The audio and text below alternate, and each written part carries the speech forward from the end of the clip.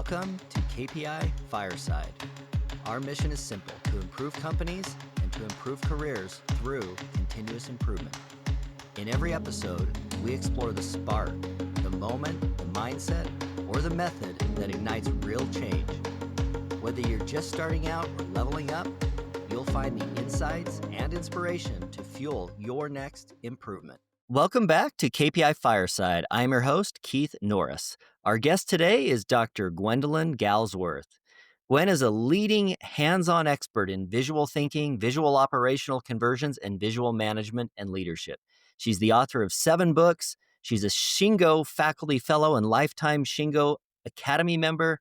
Gwendolyn lives in Europe and is working with companies all over the world.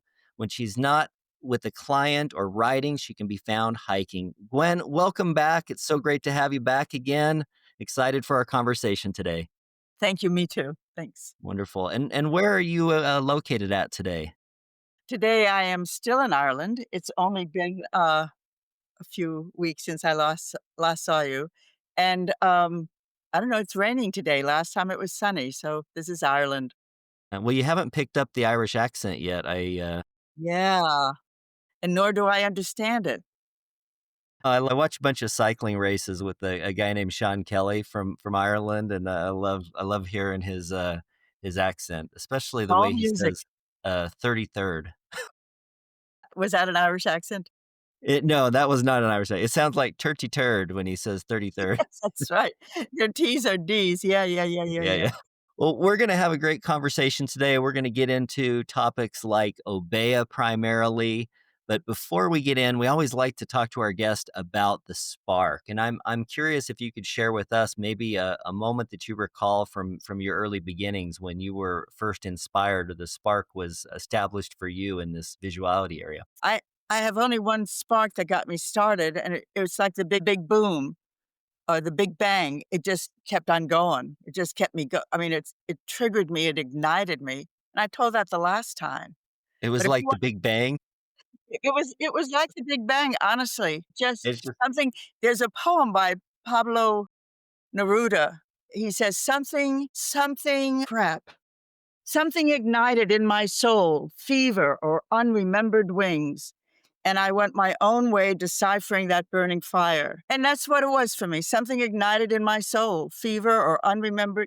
And something ignited in my soul, fever or unremembered wings. And I went my own way deciphering that burning fire. And I wrote the first bare line, my first visual device. Air without substance, pure foolishness, pure wisdom, of one who knows nothing. And suddenly I saw the heavens unfasten and open. Oh, I love it. No, I it's love wonderful. it. This guy, Who's that by? Pablo Neruda, he was sort of the poet laureate of his home country, which I don't think was Spain. I'm sorry. I think it was a South American country. He was, one like Gauguin. He was 39 years old, a bank teller. He was doing something completely not poetry. And then suddenly it was ignition. And that's the way it was for me.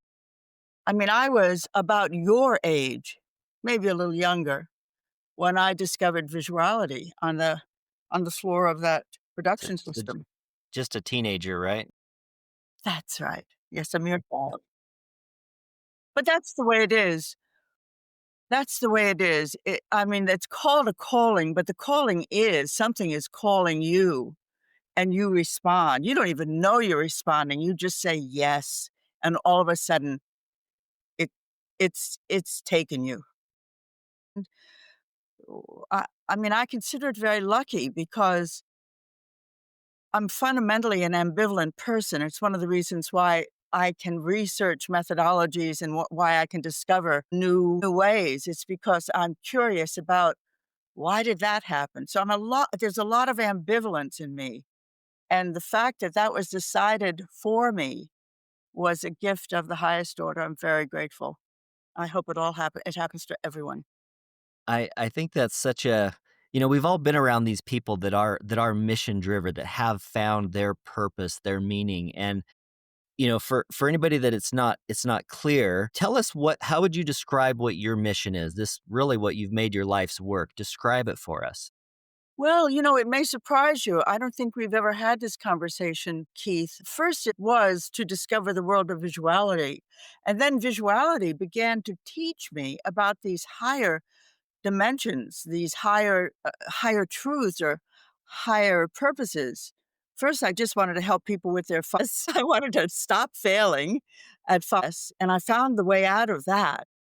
And that was what led me to the whole work that makes sense operator-led visuality.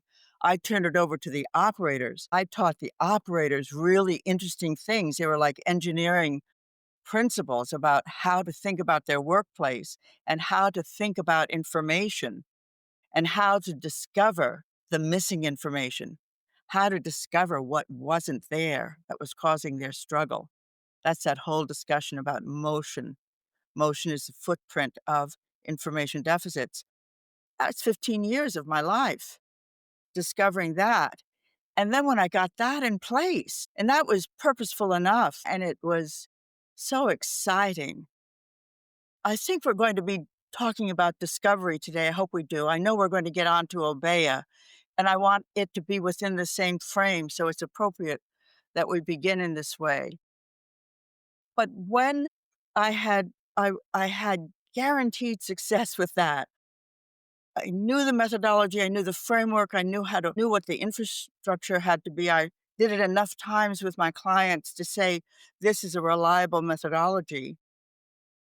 I began to entertain the possibility of expanding the scope beyond operators. What would it be like? And this term will be somewhat new to people who haven't followed my work or tuned into you before, but my work is eye driven. It's about language, visual language, physical devices, visual solutions that come out of the thinking of individuals. And it's based on their need to know. That's where it begins. And then, after they get control of their corner of the world through visual devices, then it shifts to their need to share. I discovered those questions in the 80s, 1980s, but they played themselves out, and I had the marvelous opportunity to explore that. And then I said, what would it be for CEOs? What would it be for supervisors? What is their need to know, their need to share? What is the compulsion? What does a workplace that speaks mean to the rest of the workforce? Because anyone who's ever failed at FUS has had their heart broken. Because when you work with operators, it's just so much fun. There's so much grit. There's so much controversy and, celebration as operators and value add associates get control of their corner of the world. A whole new dimension of the operators begins to blossom. And I loved it. I mean, when you see people grow and you have any role in that growth, you love it. You want more of it. You feel like you're contributing. You feel like, boy, oh boy, oh boy. And so then I moved to supervisors, and that was visual displays. Very, very important methodology, which we'll be only touching on today. Then and then the C-suite, and then executives, general managers have a language. So what we're doing in visuality is installing a language appropriate to your operational or company function so that the workplace speaks. And when you have these different workplaces speaking to each other, you have what's called a dynamic system. And a dynamic system, its central quality of a system period, let alone a high performing system, is that it talks to itself. It's like our immune system. It's like all the systems in our body, highly integrated and connected. Something goes wrong with my elbow, I'm going to know about it somewhere on my left hip. It's all connected. The thigh bone is connected to the, I like the old song. that Gwen, let also. me let me drill down on a couple of things that you just said Good. because you Thanks for you saving shared it for myself. Go you ahead. went right through two really amazing questions. I love questions. I feel like having the right question at the right time can solve so many problems in life. But there's two questions that you touched on right there. Mhm. The what do I need to know and what do I need to share? You said that you discovered those long ago. Do you recall like when that light first came to you of those two questions? Because I feel like you said, that thread has woven through your work, those two questions. Yes. Yes, it was another gift. A lot of things happen to me in the middle of the night. I like to get up early, but I like to stay up late. It's ruining my health because it gets very, very quiet at night. And I remember that it wasn't even a struggle to find them. It was just bing, bam, bing, bam. What do I need to know? What do I need to share? Because I was focused on the I and I was looking for a way to connect the I to a shovel or a tool that would allow us to dig into what's called struggle and come up with a cause of visual devices. Where do visual devices come from? From was a question that I never asked until I got the answer. But what I heard, and it was like a sound in my head. In general, the world is getting very weird now, so I can say these things without being stoned to death. But I mean, I heard it and it was, what do I need to know? What do I need to share? What was so interesting about it is that when I presented this idea to a very clever designer, just a woman I happened to know, be working with, she was in a different department when I was still at productivity. And she looked at it and she said, you had to say something else. And she wrote it down. Dum, dum, bum, dum, dum, dum. What do I need to know that I don't know right now in order to do my work? And Virginia, her name was Virginia Hallman. I said, oh my God, thank you. This was just such a gift. And what's so interesting about it is that people would go really crazy in a not a good way because I said, what do I need to know? And they said, well, what about we? There's no I in Teams and, all of this marketing stuff. And I thought, "Oh, oh." And I said, "Oh, it's in the second question." Second What's question. this? What do I need to share? Can you hear the we in that? I remember saying that. Can you hear the we in that? What do I need to share? And Virginia helped me. What do I know that you need to know that I need to share so you can do your work? Can you hear the we in that? Can you hear the team in that? Can you hear the servant leadership? And can you imagine what happens when an operator who has zero power, this was the workplace many, many years ago, suddenly positioning him or herself in the position of helping others powerfully? Wow, what's that going to do to the mix? It was that these were days of revolution, and those two questions were seminal.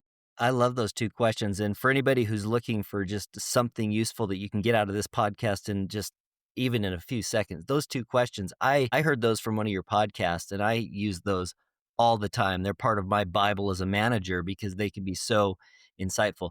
Gwen, I want to touch on a few terms that you, Let's just build on that. They're not just insightful, but they allow the person using them to become active and self-directed.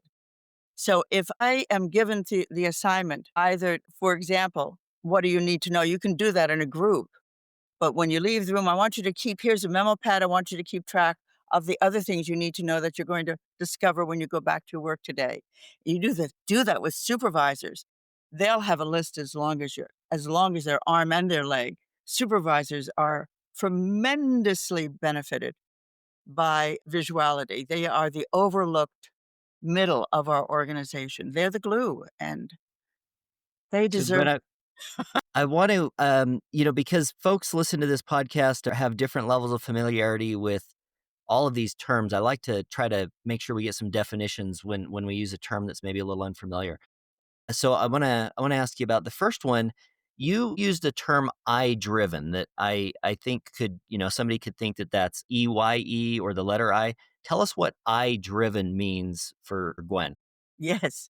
Thank you. Interestingly, it in this case doesn't mean the eye, but is directly connected to the eye of visuality. It means powered by the individual, whoever that is. I've always, and this is an example at the beginning, you were asking me about kind of the growth of the field as I began to discover it. And I began to understand that visuality really created a very coherent diversity of people, thinking, needs, responses, and solutions. A diversity of solutions means you're building the language of visuality, that people have different needs to know, and they become educated to their need to share. But they're highly diverse. They can be grouped into categories, they can be clustered. You can create a taxonomy on them. But in reality, that means just groups of categories, types. But in reality, that diversity gets highly uniformed because of the language that is created to connect need to know and need to share. So the power of the eye, and this was many years ago when there wasn't really a good understanding of people centric companies, leadership, or empowerment, truly empowerment. That empowerment meant at that time for my colleagues in continuous improvement and in lean, give them something to do, they have a contribution to make. But I was interested, I sort of really, really like to take things to their extreme to see if the extreme works and then back off if I need to.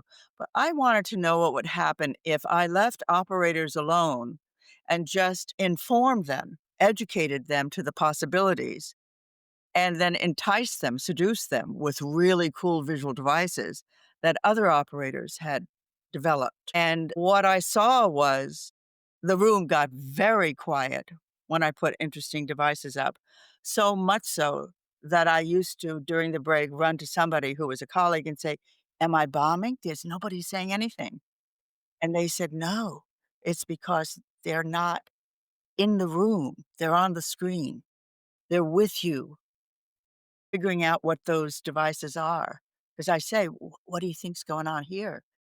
It's called teaching with no answers, and it's very, very powerful, especially if you're trying to get I've done this with kids. I have a really lovely family that I've come to know in Uganda, and the society is very different, and we're trying to get the kids to kind of become part of the family and not just, come home to eat and drink and be quiet. And it works very, very well with kids where you teach with no answers. You say, "What is this? What do you think?" You couple teaching with no answers with something else I discovered, which is called talk amongst yourselves. So you give the question, but first you say, "Now, in a minute, I'm going to ask you a question, and I'm going to ask you to ask your partner what the answer is. And your partner is going to ask you what the answer is. So I want you to talk amongst yourselves about this question I'm about to give you." I've just given them two powerful soft skills for trainers, where trainers can really begin to weave the unity of the group, weave that unity, cause it to happen, and create this thing that is indispensable to your work and mine and the work of the world. Create flow. So we ask a question without an answer. It's interesting enough and juicy enough for people to have at least an opinion. And you say, "Now find the answer from your partner. See if your partner knows." Those two things working together. And the room would go completely. I would hardly get that out after 3 or 4 times when they got used to that this was always going to be a part of it. They were already talking to each other because they wanted to discover it. And this is discovering it this way. The flow is happening this way. You're up there and you say, "Okay, what have you got for me?" And the flow goes woomph, and you have a completely inhabited room that is vibrant with life, that has this dynamic feedback happening all the time. And it's an environment of learning, and it is powerful. So I became very interested in how to power operators by turning to them for their own power. The language that evolved around that, the way I talk about it now, is the will. And that's where, in our last conversation, we talked about, will I be the hero of my own life? So, what's very interesting about doing that, Keith, is that you are standing there with the complete expectation that somebody will have something to say and more than one person, and that there'll be a conversation. There's no tentativeness. There's an expectation of course, let's talk about it. It's interesting. I mean, some of the visual devices I could show you right now, are so interesting. And they are the expression of people who have a fierce need to know because they're about to lose their job. I'm thinking about a gentleman named Fitz from Holland I worked with a number of years ago, and he was going to lose his job as director of operations for 5 plants because his meetings were so boring. I mean, so boring. And he thought it was because he was too tall. He was taller than everybody else. It was It's true. too tough. I said I said I just sat through 3 of them, and I'm ready to chew on my elbow. I can't even reach my elbow, but I'll do anything. Why? Why do you sit so that it looks like your head, excuse me, is sitting on the table? He would sit like this. And I said, "Fitz, what's going on?" He said, "I'm too tall." And I said, "Why do you think?" He said, "I had such great teams. I worked at a Japanese company before I came here, and we got along so well. And I can't figure out why it's not happening here. And I think it's because I'm too tall." God bless him. I mean, how can you be anything but just, just say, "Oh my God, you're so gorgeous. Let's do something about that. Let's test that theory." And I Right. talked to him about organizing his meeting. And I'm going to push this in the direction of Obeya so we get to the topic that a little bit of the topic that we said, but it's all connected. At least in the unfoldment of my life and my research into this work, it was like one thing led to another to another. If I just kept going, something would be discovered. I just had to keep going. It was a journey of discovery. And he had 15 people coming in every day for 45 minutes. It was maybe 12 sitting around a table. And if you wanted to moan and complain, you would sit in the first 6 chairs. If you didn't want to open your mouth, you'd sit in the chairs on this side. People would run into the room and they were gonna take their favorite seat. And everybody hated the meeting, and the boss was gonna fire Fitz. That was his solution. I said, "Hank, don't fire him.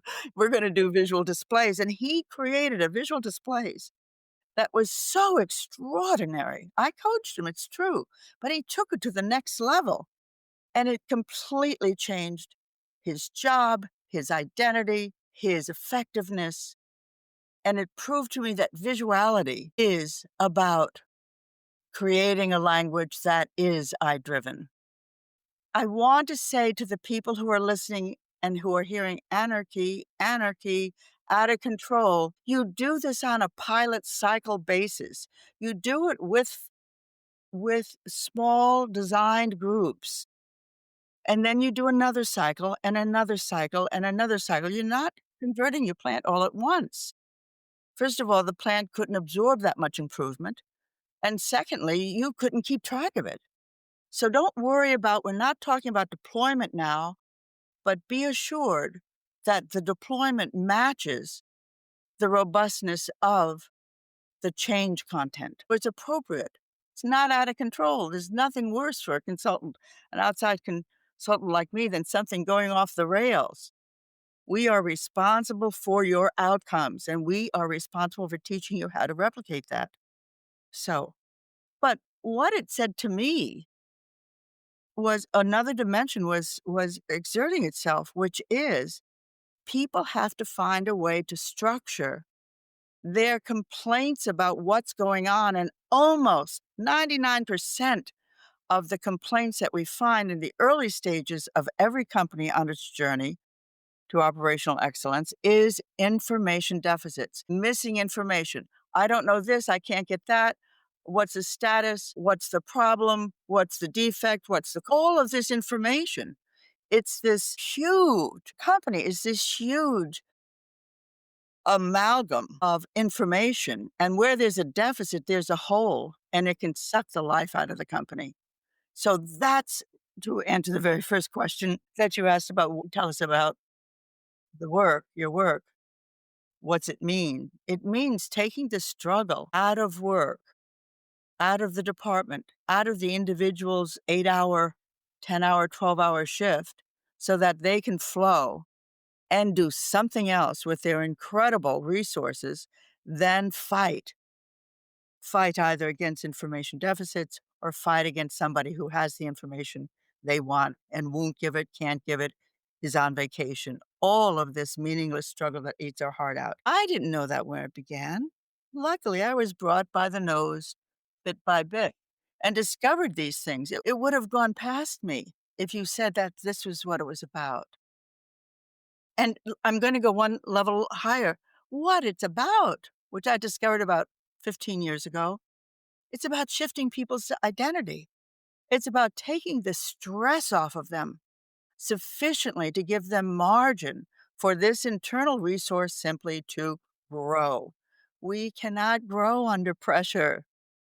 We have to have a little bit of a lift. When you see that mushroom pushing through the asphalt, it's reaching for the light. That asphalt has enough give to respond to the little baby mushroom. And it pops up and it sits there with a little asphalt hat. You've seen this, you've seen pictures.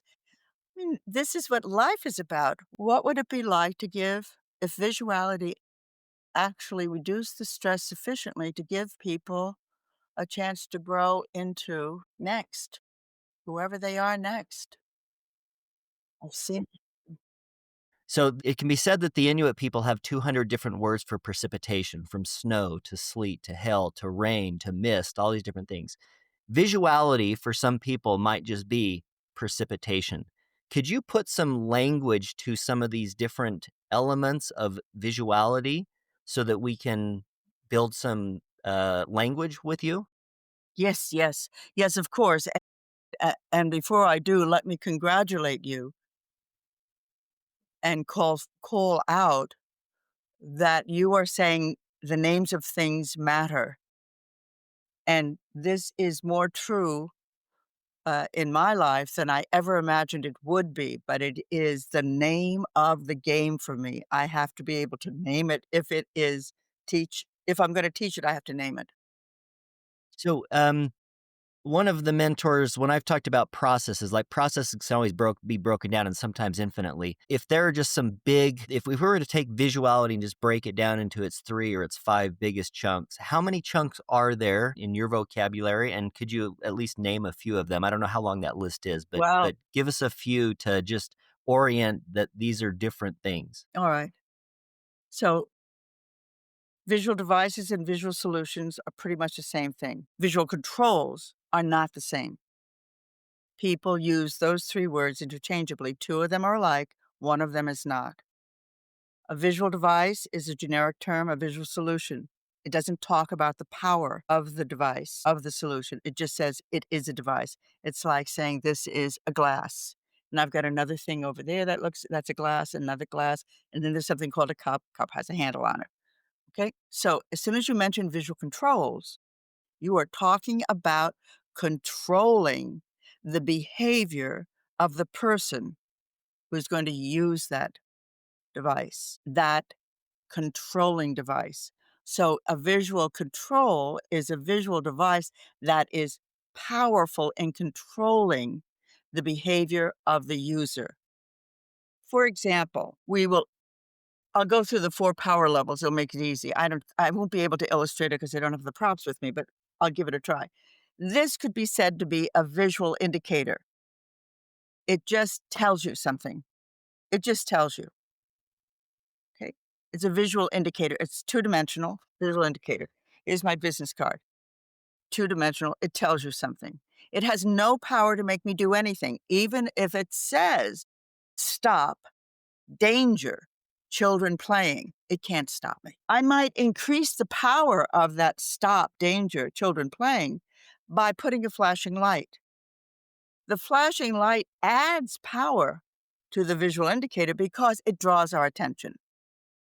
Visuality is, we're sight dominant, plenty of sounds that are visual, that are devices, but they're different sensory devices, but it's the same thing. They share information. But a flashing light or a dinging bell will grab our attention and we will see the visual indicator that says stop, danger, children playing. It still doesn't make us do it, but it at least increases the odds that we'll see it and engage our will and do whatever the sign says. We'll obey. A visual control will get past the election of will I or won't I and make me. Now, if we're following the same sequence, the visual control would be the speed bump. The speed bump makes me slow down. They usually come in pairs. So even if you don't see the first one, there's going to be a second one, Get you. right? Right? So that's a visual control. And actually, there's been endless discussion, all of it interesting, about if is that a control or a guarantee. Another word for a visual guarantee is poka-yoke, fail-safe, mistake proofing. There's also a range of power in that sequence. But basically, when you're in the poka-yoke level, you take the will away from the person and says, buddy, you are not going to do the wrong thing. Or, buddy, you are going to do the right thing. And we're going to use now, this is a credit card. There's only one way it'll work. You can Is put a it in the Go ahead. is a poke-yoke a device that kind of forces you to do it the right way? Like my Isn't that what I power just said? cord, on my computer, my power cord and my USB, they have a different plug, so I don't mistakenly plug one Absolutely. into the other. That's an example of a Absolutely. poke. Okay. Absolutely. And the more damage you can do, the more clever the device needs to be so that there's no choice, no choice. So it's that spectrum because the interface between the human and visuality is one that is so intimate, Keith, as to be causative. The language is the way the language is because humans are using it. You don't need visual devices if it's one AI to another AI, or if it's one robot to another robot. But humans have a flood of emotional noise going on in their head, task noise, and just all of this mayhem going in their head. And they're around dangerous objects. We have to keep them safe. Or they want to do excellent work. We have to limit the choices. And in visuality, the choices for the first 3, 4, 10 cycles in a company of the visual devices are made by the very people who work there, the very people who are in danger, the very people who are trying to do a task as excellently well, whether that's a supervisor or a CEO. That's where the language is created. And then after a while, you get visual best practices. Those people either retire, they get promoted, whatever, they leave the company. Somebody else comes in and benefits from it. There's a stage of visuality that where there's just a riot of new visual devices because we're creating the basis of the language. And after that, it can be built on. It can be built on. So this visual devices, I believe is a specific element of your work. But just to build context for everyone, visual devices are these things that are everywhere all around us. I was just talking about the snow, for example. I'm here in Utah, and in Utah, especially in like the spring, a few months ago maybe, it'll snow in the morning, and you go to a parking lot, and you'll see a bunch of people who park when there's a little bit of snow on the ground, and then by the afternoon, the snow melts, and what you see is all these cars just parked in random places all over the parking lot. That's good. And so, I know that you've got literally thousands of examples like this in your 100,000. book, but let's just build a little context for a minute on visual devices that we all interact with all of the time that we might not even realize. That's examples of people doing this kind of work, and it just feels natural because it works. So Go ahead. Go ahead. So you're talking about the parking lot. What else comes to mind, Keith? yeah, Please. like, I mean, speed bumps was a great example, right? Like putting a slow children playing sign probably didn't work. And so somebody's, well, what if we put a big bump in the road? Because if they don't pay attention to the sign, they'll hit this big bump, right? There's So this evolution of these devices.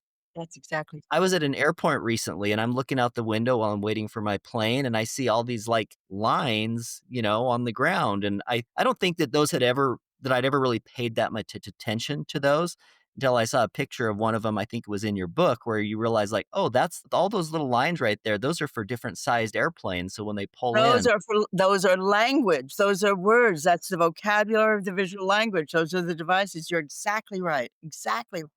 there's a phrase that I love, and there's a quote from, I'll remember his name in just a second, but it couldn't give a fig for the simplicity on the near side of complexity, but I'd give my left arm for the simplicity on the far side of complexity. And I know that in work, a lot of us, you talk about standards and, you're writing out SOPs.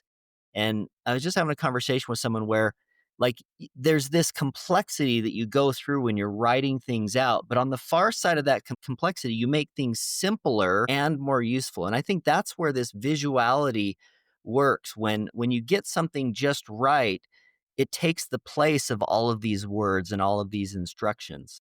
Well, that does happen, but that's not the ideal way, and it is not necessary to wait until you make things complex to then decide to make them simple.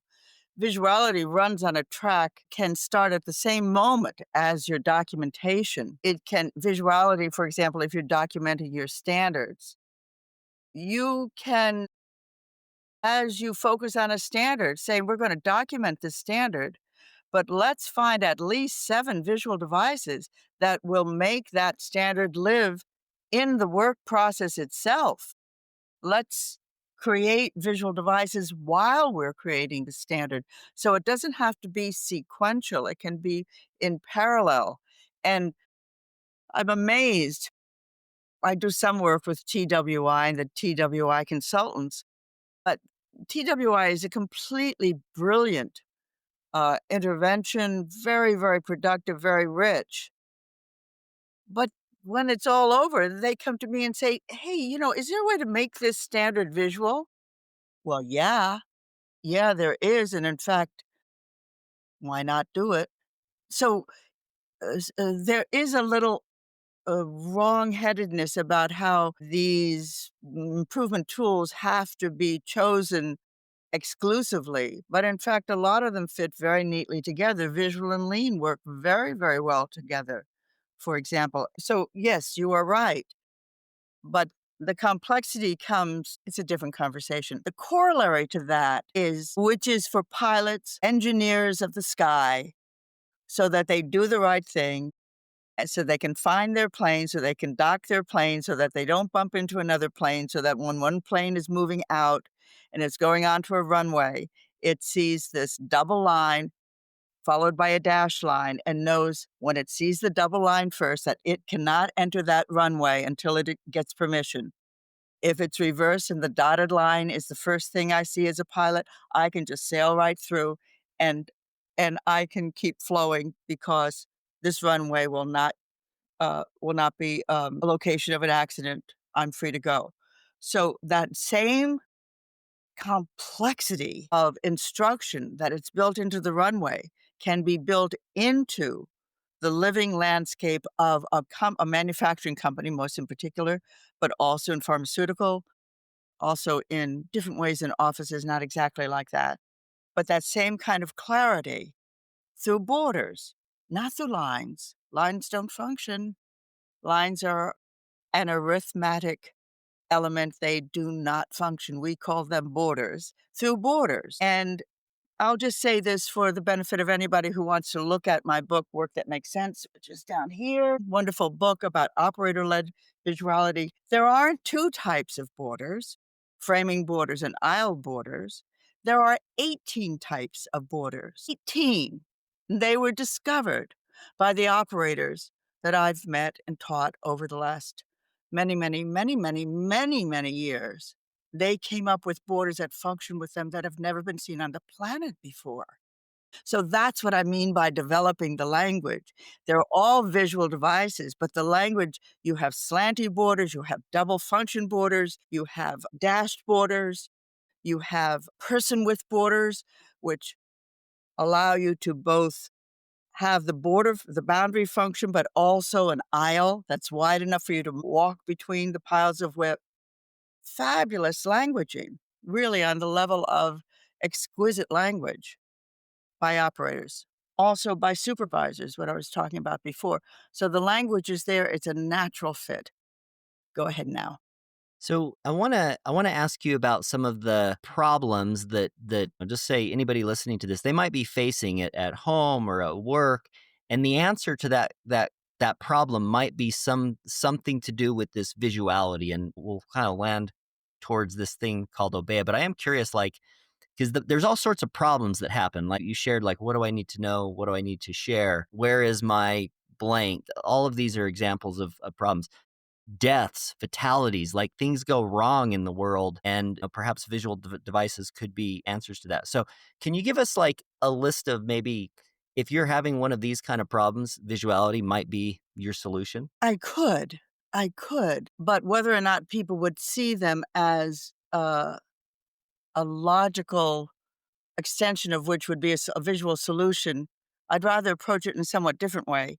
All of those things that you are naming, the accidents, whether on an airplane or picking the wrong bottle, it used to be hundreds and hundreds of years ago in pharmaceutical in the pharmacies of the Middle Ages. Poison was put in a bottle that was textured. It had a texture to it, so that if the chemist was reaching for that bottle, they would know right away there was danger by feel, by touch. So, but what is it that's happening there? There's an information deficit. There's missing information that could cause problems because the information is not there. And that information on the bottle is, I'm poison. And I'm reaching for a bottle that's sitting next to another bottle, and I take the wrong bottle and I pour it into somebody's medicine, the person's dead. And the next day, the little boy comes in, my mommy died. But he doesn't know that the mommy died because of the medicine that I gave him. But I pick up this bottle. So it's the information deficits is the characteristic of the problems it's when the missing information, and sometimes that information is subtle. It's a differentiation. You see this also in chemotherapy medication, where the two names usually chemotherapy has three enclitic parts. There's three parts of the name. Each of it means something. And if you don't see that differentiation, you pick the wrong chemotherapy. So now they increase the size of the first three letters, they make the middle letters a different color, and they do something different with the last three or four letters so that your eye sees the difference. Otherwise, it's just a name that says oxy something or other or chin something or other. Okay? So it's more like that. It's more understanding when you look at when you look at the problem, the accident, the catastrophe, what was the missing information? Chernobyl was this way. And the other place, 2 Mile Island, there was information that was buried and not visible. That happened. It was a shutter that didn't happen, and nobody knew about it because they couldn't see it. They didn't have line of sight. And that doesn't happen anymore because that particular attribute is now recognized to be a potential killer. Do you see what I mean? So that's where visuality lives. It lives in the complexity of what's wrong, what's missing, what's been omitted, what has been bent, what has been misaligned, what is ready to blow, all of that. When you bring it to the level of, yikes, something bad's going to So, happen. if there's an information deficit as people operating in our workplaces, if there's an information deficit, it's hard to see what isn't there perhaps. What are some of the behaviors that we might That's witness? exactly it. Go ahead, ask that question, and Yeah. I've got the answer. What Go are the ahead. behaviors that we will see in the workplace when there is that missing information? What is it that we see And there's people a doing? name for that. And this came floating down. I remember the day this came floating down, or I was writing my first book on visuality. We call that motion. Motion is the footprint of that which is invisible, right? That's the thing about information deficits. They're not there. They're deficits. They're not just invisible, they're not there.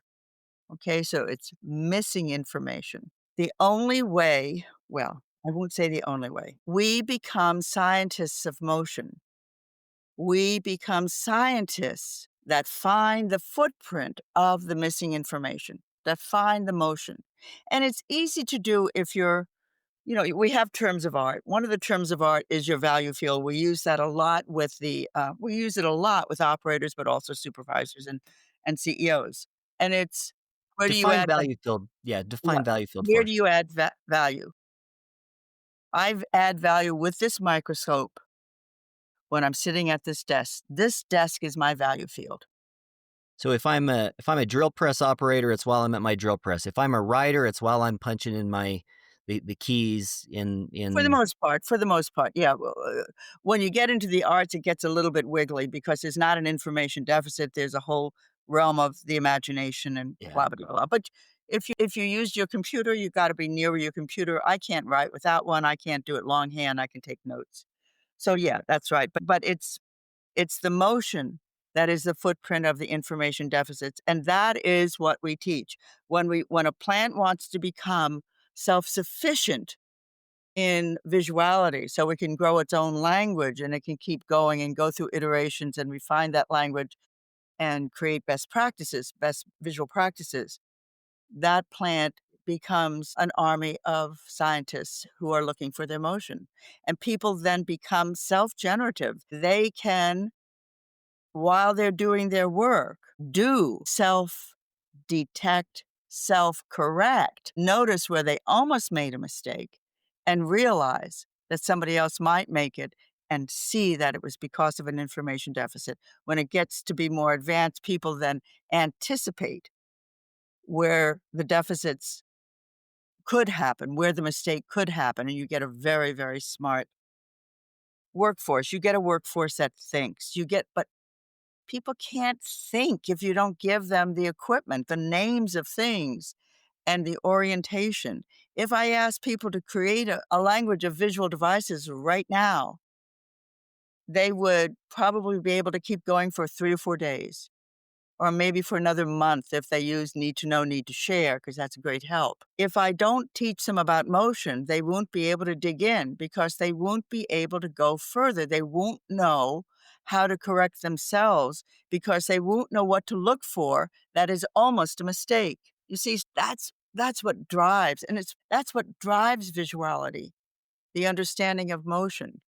I don't want to get into a lecture, Yeah. and I won't. And in fact, I won't because you're going to interrupt me. That's even better. Go You go ahead, you go ahead. um, so correct me if I'm See, using the ter this is not esoteric, it's as plain as dirt. Only, I am going to say this, my complaint about FES is not about FES, it's that you can't develop FES, you can't go further on FES. It's a compliance activity. Therefore, it is given to an audit to say good, bad. But if you introduce motion and you take the elements of 5S, at least people will be able to go further and use the principles of 5S to dig into the landscape and take 5S further. That's the problem. This was never meant to be a developmental growth activity. It was compliance. That's the way Ono invented it. But you are depriving your operators of a tremendous contribution if you don't give them the tools for thinking and digging and discovering during the course of their own work how to make it better. This is not creativity. This is not brainstorming. This is not copying somebody's ideas.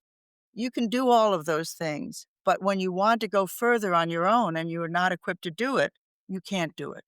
It's called thinking. we've got these different levels of work inside of an organization, right? We've got operator, we've got supervisors, we've got management, we've got senior CEO level work. And you're describing these visual devices and this eye-driven nature, which leads me down this path of at these different levels, there's probably different devices and different ways to solve these different problems for the different work to be done inside of an organization.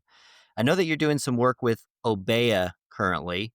I'm curious if you could help orient us to the space of the problem where this Obeya thing, which we'll have you discuss with us. Yeah, take us in that direction. All right, let me put some definitions in place. One of the reasons why Keith is so interested in Obeya is because the name of his company is KPI Fire, and it has to do with KPIs, with key performance indicators, with metrics that illuminate, or they should illuminate. And the world of metrics was pretty much locked into place about 20 years ago when those guys, their names escape me, from Harvard Business School did the balanced scorecard. You can look up their names Yeah, and was it yeah, Norton? Uh, something like that. yeah, yeah. You can look it up if you want while I'm Yeah. talking, or you don't have to. But the whole idea of numbers as being revelatory, revealing things, illuminating, entered our thinking. The Japanese had used them, of course, because they worked with Deming, SPC guru, somebody who was very familiar with statistics and how statistics revealed and trending and data gathering. So KPIs have a place, key performance indicators, the measures. How many did we make? How many were good? How many yielded feet? How many did we have to throw away? How much rework? How many defects? Things like that. Usually around quality, on-time delivery, safety, morale. I'm missing one of them. SQDC. Sometimes I, sometimes P, sometimes M. Yeah. So so metrics so what an obeya means is big room.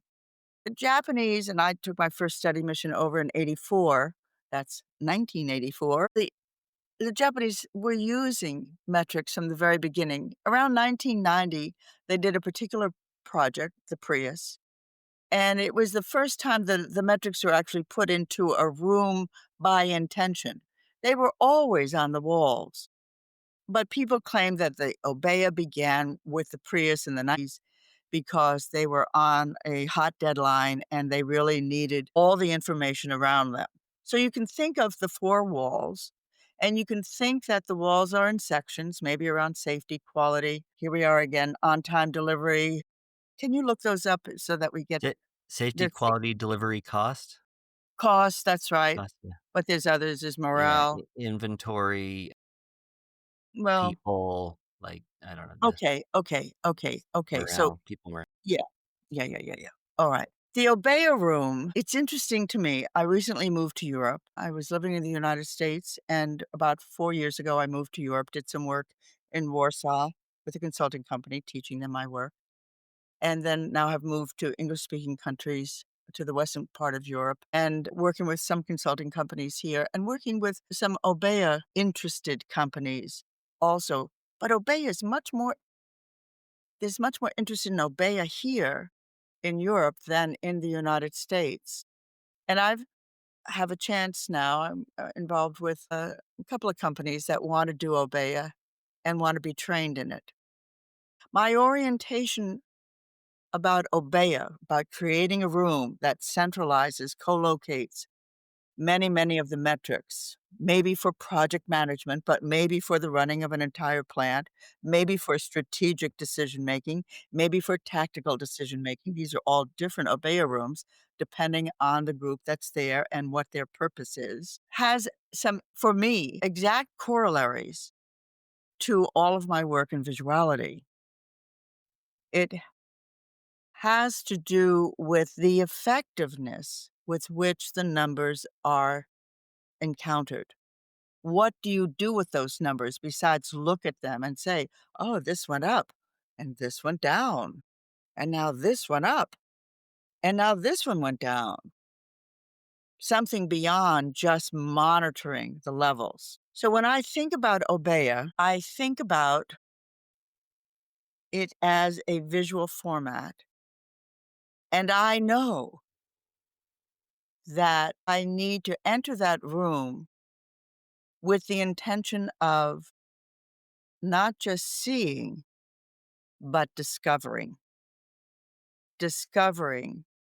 that which is not seen yet. I go into the Obeya and ask the two consultant level questions, the two sets that I ask when I'm on the operations floor or when I'm going into a boardroom or I'm with supervisors or I'm engineering, whatever it is. What am I seeing physically? What am I seeing? This is the first set. What does it mean? First set of questions. Second set of questions. What am I not seeing? What does that mean? What am I seeing? What does it mean? What am I not seeing? What does it mean? The problem that I see with Obeya in the absence of those questions is a very superficial encounter with numbers that talks about the convenience of having them in the room all together at once, so I don't have to run around the floor. My line of sight is these 4 walls. But it is not using those walls to calibrate, for example, Keith, what's next? What's missing? The room will lead to causality and will lead to problem solving if you are working with that understanding. But I have seen too many Obeya rooms simply stay on the same level. I've got a couple of things to say about it because I don't want people to feel trapped if my description applies to them. But in the so I need to really be careful to build a little bit of understanding about Obeya so we don't leave people adrift. The thing about Obeya is you have to first set it up. You have to get your walls in order. You have to decide which metrics go there. You have to decide who populates them, who updates them. And I myself, if we're starting from scratch, I want the people in the room to be responsible for the updates so that they learn where the data comes from. I am opposed. Just hold on for a second, okay? I've got about 3 or 4 paragraphs here. I'm opposed because we're giving a little primer on Obeya, and we want to serve people correctly with a little robustness, so they don't jump to say, "Oh, I'm doing it wrong. I'm doing it right. She doesn't know. He doesn't know." Blah blah blah. We want to have a good conversation here. So it's a really good way to start. Start modestly and say, we're going to put numbers up. You might even have 2 rooms. 2 rooms, if you've got an emergency, you've got your numbers up there and you got to get them up there. You don't care how they get up there. They just have to get up there because you've got a crisis and because it's really handy to have this information all at once. Good. But in another room, you say, now let's build a competency of Obeya and let's find out where those numbers come from. Because unless you know where the numbers come from and you go and get them yourself, you won't know if that data is, number 1, not worth getting, number 2, the wrong data, number 3, too hard to get. There must be an easier way. So that whole piece is the beginning developmental piece, and it should be done in stage 1. Stage 1, you're dealing with the data, you're getting it on the walls, you begin to interact with it. You don't have to be more ambitious than that. Stage 2 is where you look at the effectiveness of the group and whether or not they are in a process of discovery, using the numbers to discover, or just to monitor and react. And you want to shift that into more of an investigation. The third stage, I'll just say, has to do with learning how to drive through the numbers and then morphing into what's called a war room, where you're really driving outcomes. But that can't happen at the beginning. You need 1, 2, you need at least those 3 stages. And that's where we'll pause for today's episode. I hope you are enjoying this deep dive with Dr. Gwendolyn Galsworth as much as I am. There's so much to unpack about the visual workplace. In the next episode, we'll continue the conversation and shift into the Obeya room. What it is, how it works, and why it might be the most powerful leadership tool that you may not be using yet. So make sure to join us for part 2. It's packed with insights on metrics that drive action, building systems that eliminate waste, and Gwen's 10 doorway framework that will change how you think about visuality.